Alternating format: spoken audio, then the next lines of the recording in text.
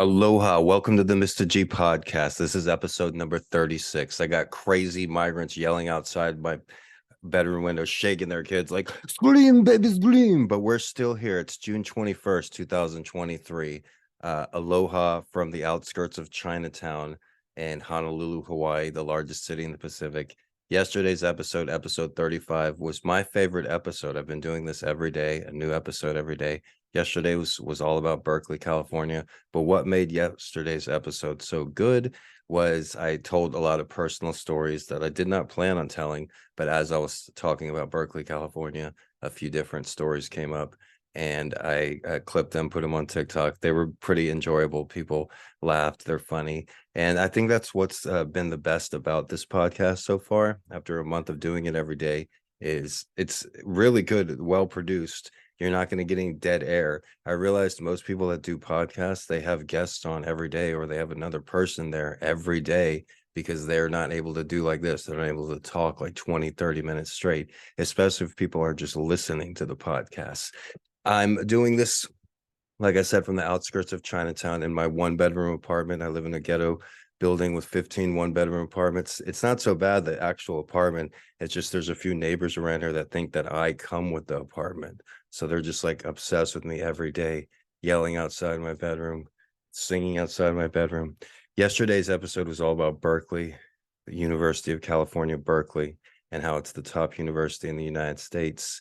I graduated from the University of Texas, Hook 'em Horns, both University of Texas in Austin and University of California, Berkeley, are both considered public Ivy League schools. Imagine that. This is going down in history. This is episode 36. Imagine that. I have neighbors outside that I've never spoken to, that I have nothing to do with, that live like 2 floors down. They're standing outside of my apartment with my windows closed, yelling like, shut up. We don't know. Like, what the fuck?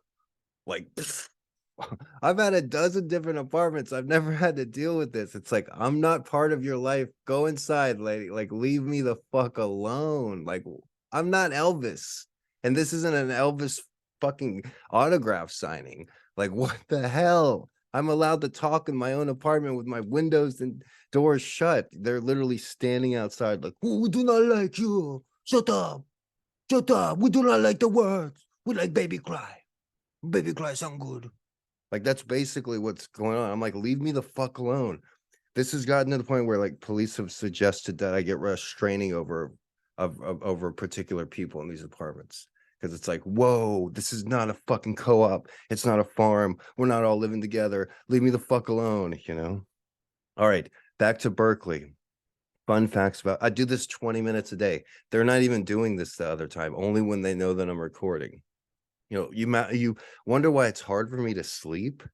Like, goddamn, how am I, like, they're fucking literally like outside my window, fucking 24/7. Like, I'm like the most interesting thing that they've ever seen. They were obviously raised on American television and somewhere other than the United States, and they think that that's completely normal, that they're in like a sitcom with me, and like that this is like interaction is like it's just so absurd. It's just like, leave me the fuck alone.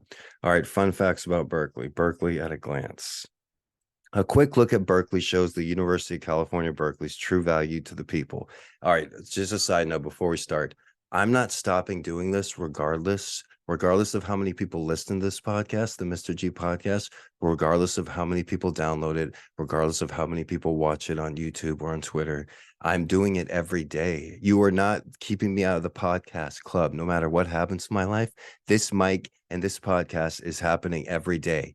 And there's not going to be, it's going to be pretty hard to shut me the fuck up. You need a little bit more than fucking some migrants outside yelling outside my window. And so hopefully I wanted to deal with that, and we would have already started about fun fucking facts about Berkeley. But hey, here we are. Okay. And since, you know, the personal antidote to these podcasts is also what people enjoy. All right.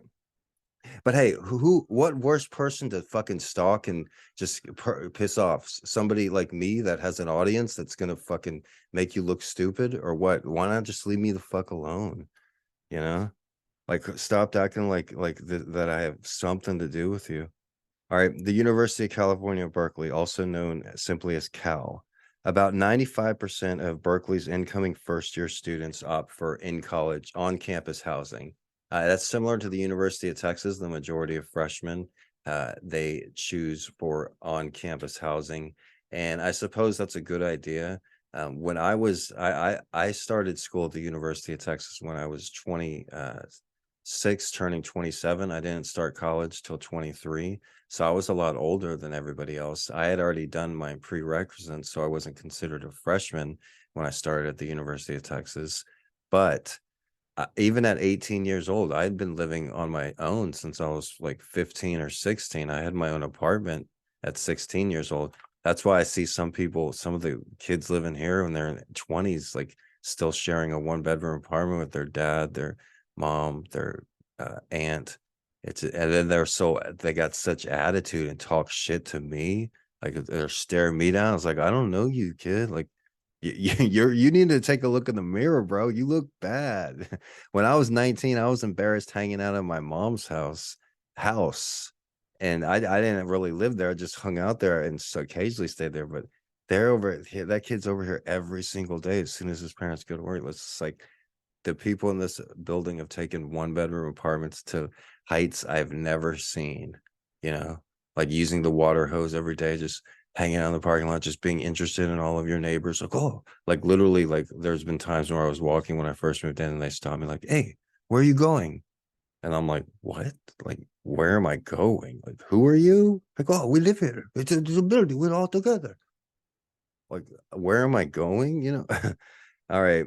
So it is what it is. I'm not stopping this podcast. And today we're going to talk about the University of California, Berkeley.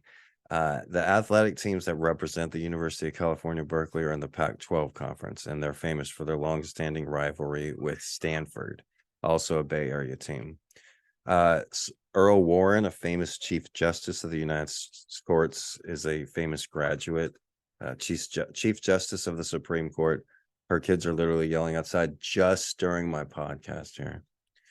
All right, so UC Berkeley in numbers.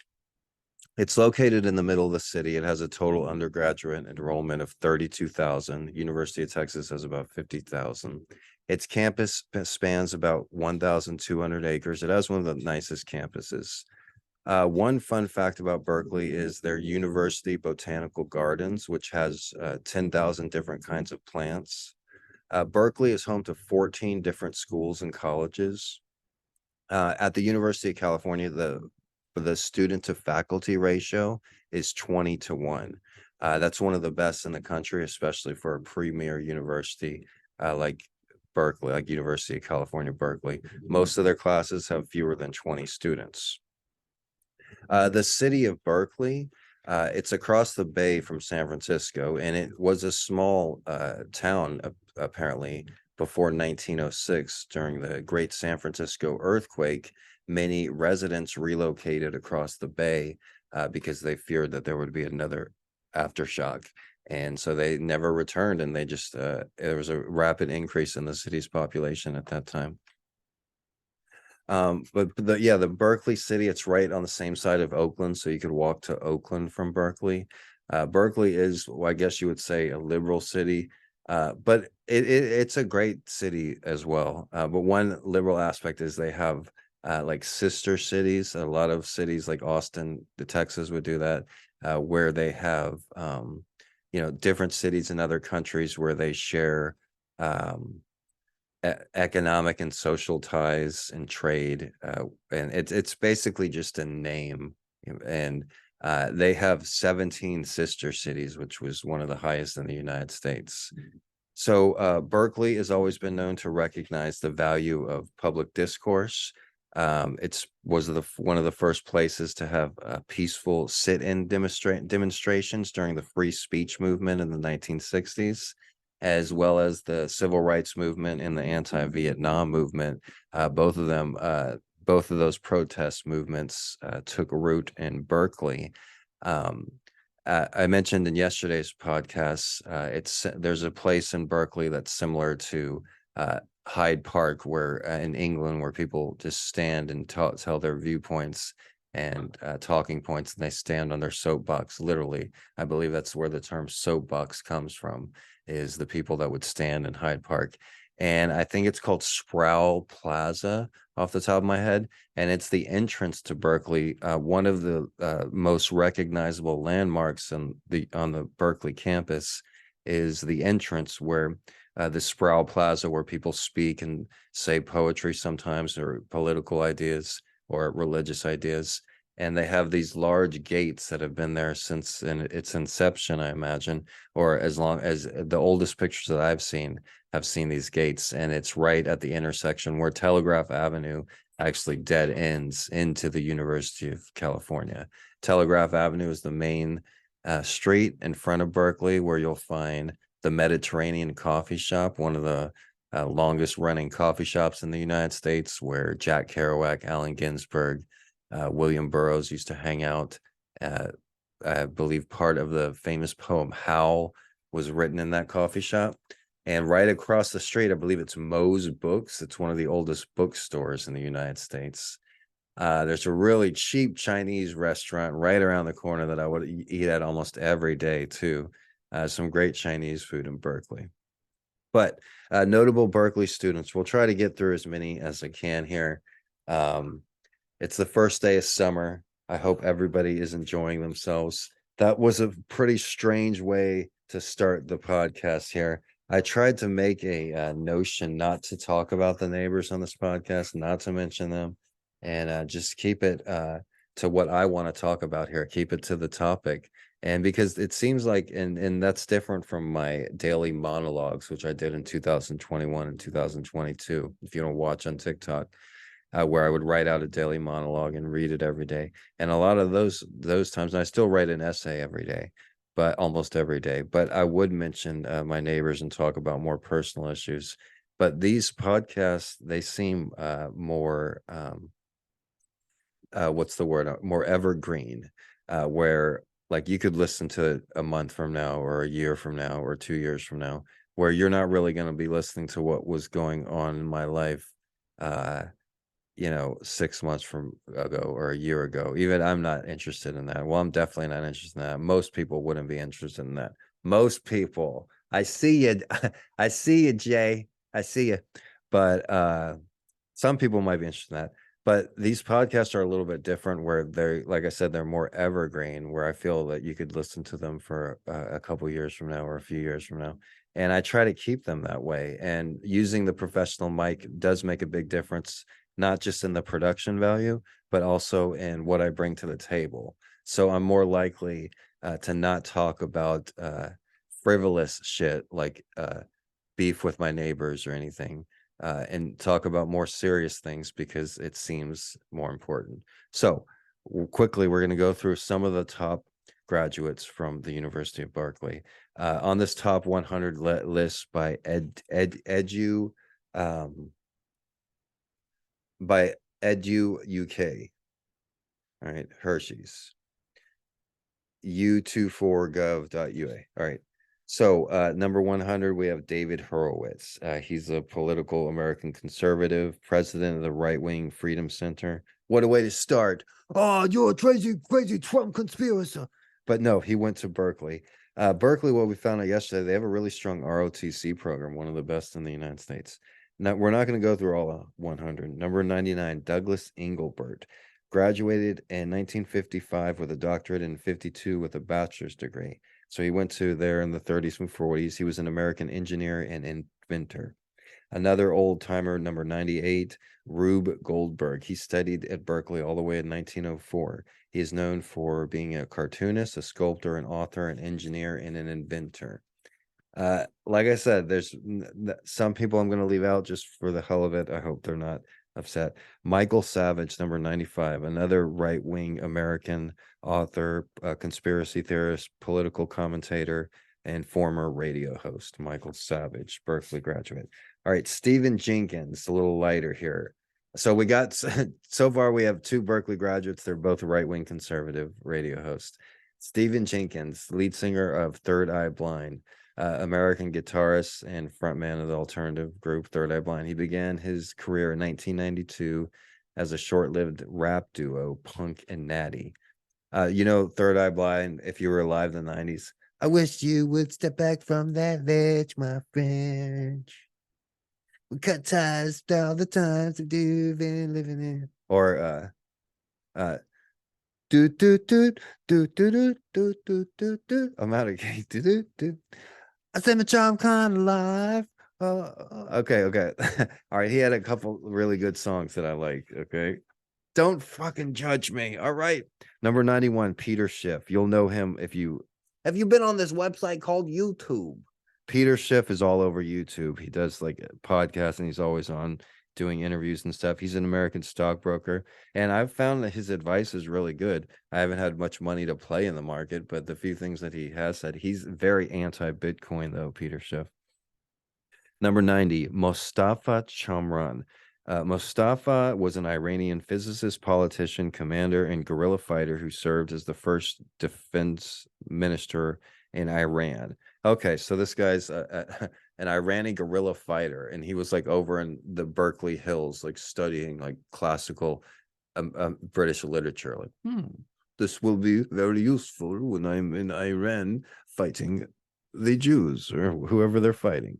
Number 89 is familiar face, Richard Mole. You may not know the name, but you would know the face. Charles Richard Mole is an American actor. He played the role of Bull Shannon as a bailiff on the NBC sitcom Night Court from 1984 to 1992. He is also the voice of Harvey Dent. So Richard Mole, the bald bailiff, the nice bailiff goofball from the show Nightcliff. I remember I used to watch that when I was a kid. And Richard Mole, actually a Berkeley graduate. He's probably one of the tallest Berkeley graduates. I wonder if he played on the basketball team.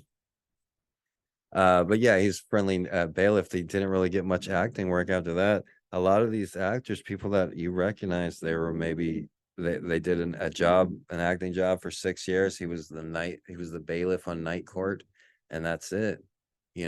Then he lives his life. He probably watches TV and listens to the Mr.G podcast, which is available wherever you listen to podcasts. I don't know where Richard Mole listens to podcasts. Maybe, he listens to the Mr.G podcast on Amazon podcast or on Apple podcast or on Audacity podcast, but somewhere. Haha, that's so funny, Mr. G. Haha, you plugged your show. That was so clever. No, it wasn't clever, but this it's just there's no script. I'm just fucking talking right here. I had no idea what I was gonna say. Okay.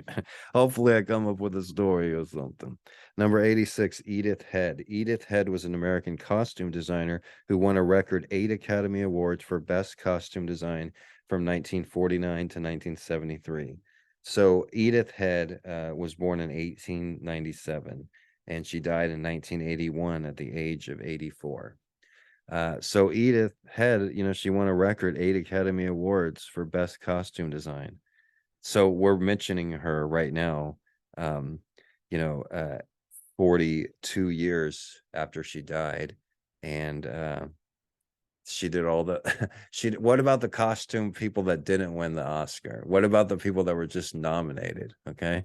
I don't know why. Well, Edith Head, I'm picturing you. You were born in 1897. So when you were 20, let's assume you were at Berkeley when you were 20, then it was 1917. Wow. You were at Berkeley like in the day, Edith. Like you were what, but 1917, I've known somebody born in 1917. They're not alive anymore. But when my old friend Benny Woodrow McGee Sr. was born, when he was a baby, you were a little college hopper in the early teens, and then you were like dancing at the college parties, Edith, and you're like looking at everybody's costumes because you're like going to be a famous costume designer. But you're like, then Benny's dad that was born in 1917, as a baby at that time. That's crazy. And who's president? Woodrow Wilson is president in 1917 when Edith Head is at the University of Berkeley. It's just that's the part of history that's fascinating to me because we're mentioning Edith today, but maybe nobody's going to mention her tomorrow. She won't be the hot topic on podcasts. Edith, I'm sorry. And the next day as well, and probably next week or next month. Hell, we're probably the last person that's ever going to mention Edith again. She might get her name mentioned at some Academy Awards costume design ceremony party. But other than that, Edith, this is your swan song. All right, speaking of songs, next on the list we got James Song. James Song is a Taiwanese politician. He's the founder of the current chairman of the People's First Party. Okay, so he's a politician in Taiwan. Number 82, Brianna Keller is an Australian-born American journalist. She's a journalist on CNN and MSNBC. Nathan Adrian is an American competitive swimmer, also Berkeley graduate. Tress McNeil is the voice of Dot from the show Babs Bunny and Tiny Toons. So, all right, Tress, I like your cartoon from the early 90s. Number 79, Scott Adams. Scott Raymond Adams is a current meme and American author and cartoonist. I used to watch Scott Adams cartoons when I was a kid, but he's the creator of the syndicated comic Dilbert. He got canceled recently because his comments on a recent study, but they were pretty extreme. And he's authored several books as well. But like I said, he's most known for the comic book Dilbert, which when I was 11, 12 years old was the one of the top comics. Like I think it won comic of the year. It was like the one of the most well-known comics. Now he's on YouTube, and like I said, he's become a meme because of what he said, the controversial things that he said. Next up, Missy Franklin. Missy Franklin is an American former competitive swimmer. You'd seen her at the previous Olympics. Lynn Margulis is an American evolutionary biologist. Barry Nelson, a famous actor and singer known as the first Ian Fleming's James Bond, was Barry Nelson, the first James Bond. Roxanne Dawson is Roxanne Biggs. Dawson is an American actress and director. She's best known as on Star Trek Voyager.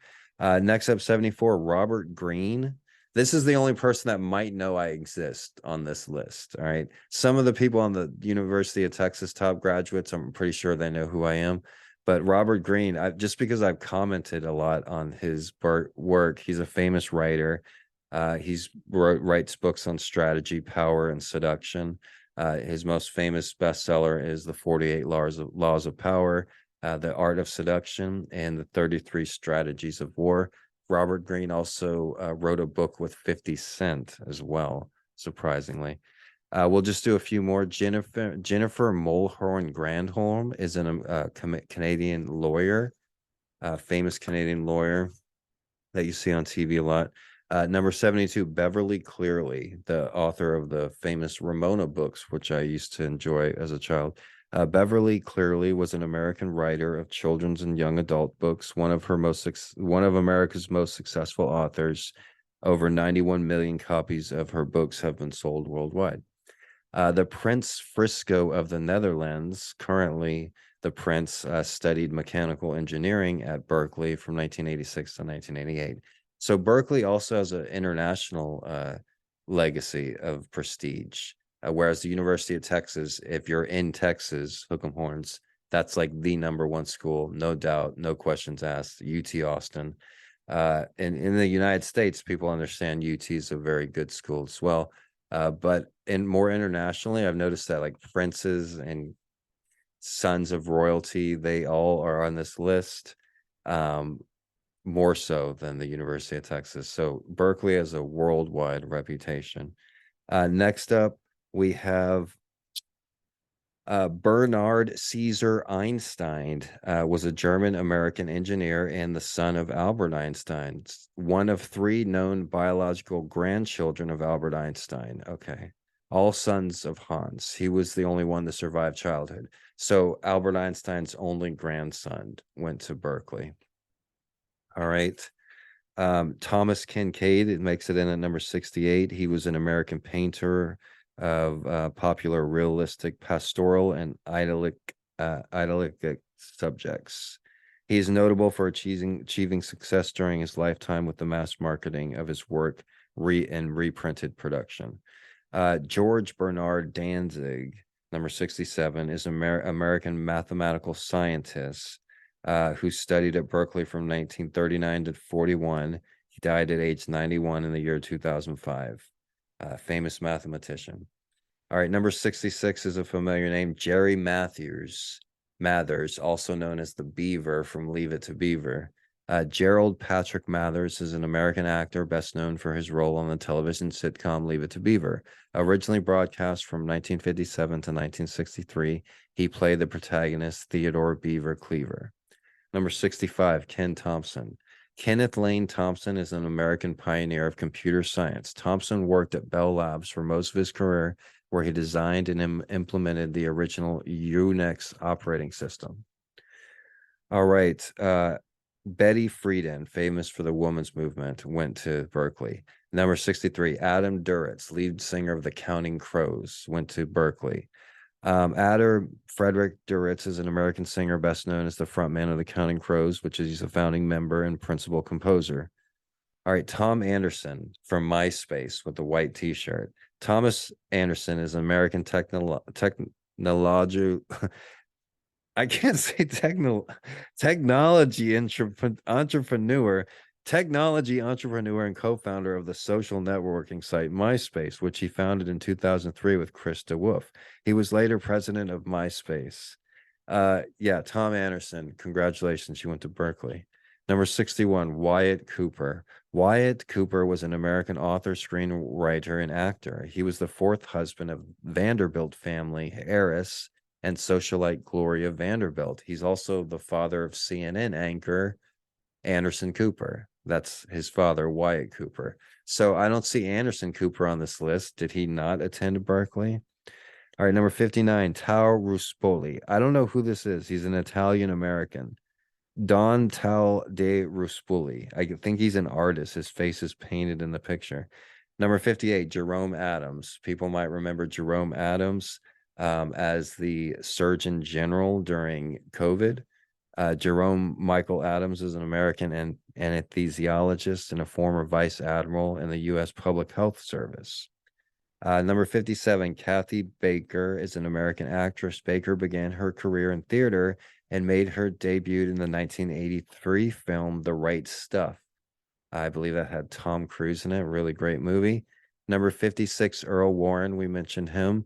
He was an American attorney, politician, and he served as the 14th Chief Justice of the United States Supreme Court from 1953 to 1969. When he presided over the Supreme Court, it was known as the Warren Court. We'll just do a few more. We'll stop on somebody good. Number 53, Jimmy Doolittle was an American military general and aviation pioneer who received the Medal of Honor for his raid on Japan during World War II. So Jimmy Doolittle, as well as many other Admiral Nimitz, I believe, also were in the Berkeley ROTC program because, as we learned yesterday, they have one of the country's top ROTC programs, and it was actually mandatory during the first 50 years of Berkeley from its inception in the early 1900s, and they made it compulsory during the 60s and optional during the 60s, and they eliminated the program during altogether by the end of the 60s due to student unrest and student protest. Brett Dalton is an American actor. He's best known for Grant Ward on Hive and Agents of S.H.I.E.L.D. Okay, so a small-time actor. Mona Simpson. In 1979, graduated with a Bachelor's of Arts in Creative Writing. Mona Simpson is an American novelist. She has written 6 novels and studied English at Berkeley as well. So Mona Simpson, a writer. William Yun Lee is an American martial actor and martial artist. He was in supernatural drama Witchblade, as well as the sci-fi series Bionic Woman. Greg Gutfeld from Fox News, familiar face, very snarky guy, kind of a jerk, but pretty smart and apparently very smart. He went and graduated from Berkeley. And his name is Gregory as well. Gregory John Gutfeld is an American television host, libertarian political commentator, comedian, and author. He is the host of the late night comedy talk show Gutfeld and hosts a Saturday night edition of his show as well. So everybody knows Greg Gutwill from The Five, I think it's called, on Fox News. It's one of the most popular cable news shows, The Five. Okay, we're not going to stop on him, though. Susan Sontag. Susan Sontag was an American writer, philosopher, and political activist. She mostly wrote essays, but her published novels and her first major work, Notes on Camp, as well. Joan Didion. Joan Didion was an American writer. She is considered one of the pioneers of new journalism, along with Gay Talese, Hunter S. Thompson, and Tom Wolfe. If you weren't aware, the title of my book, Gonzo Education, comes from Hunter S. Thompson's coining the term gonzo journalism. But Joan Didion, I believe, also was a girlfriend to one of them. Tom Wolfe, of course, wrote the electric Kool-Aid acid tests, all about Ken Casey and his experiences with LSD, driving across the country and experimenting with it. Go on. Okay, Susan Sontag mentioned that writer. Here we got Hong Kong Crown, Prince of Norway. So, like I said, a lot of princes from Europe, they come and they study at the University of Berkeley, California, because it has that good of a reputation. Another graduate, number 33, Octavio Paz. Number 32, Bill Bixby. Wilford Bailey Bill Bixby was an American actor, director, and producer, and frequent game show panelist. Bixby's career spanned more than 3 decades. I'm sorry, it doesn't really say much. Bill Bixby, I guess he was big in his time. He died in 93 at the age of 59. Here is somebody now that would know Michiko Kaku, which you see all the time. I didn't know he was 76, though. He's an American theoretical physicist, futurist, and popularized of science. He's all over YouTube. He's been on Joe Rogan. He's been on lots of different podcasts, and he's great to listen to, especially if you like listening to things about astronomy and the stars and what's going on in the future. He's totally intelligent, and it's no surprise that he went to the top public university in the United States, which is the University of California, Berkeley. And I say that wearing a Texas hat and having graduated with a bachelor's degree from the University of Texas. If you want to know more about me and my own education, you can learn more in my first book, Gonzo Education. It's one of the highest reviewed books on Amazon. And thank you all for listening. The Mr.G podcast is available wherever you listen to podcasts. You might have to Google a little bit, Mr.G Hawaii podcast, Gregory Brandt podcast. And if you can't find it, full episodes are uploaded in their entirety on Twitter and YouTube. Thank you guys for listening today. Tomorrow, we're going to talk all about USC, the big rival between UCLA and Berkeley as well. And everybody have a great day. Where it's a miracle that we all exist. We're at the boondocks of the Milky Way, slanging around a star, going 1,000,000 miles per hour. There was 1,000,000,000,000 different sperm that could have made it to your mom's egg, and the combination created you. The combination created me. And what did I create? I created this podcast today, episode 36. From me and my street cats, we say aloha.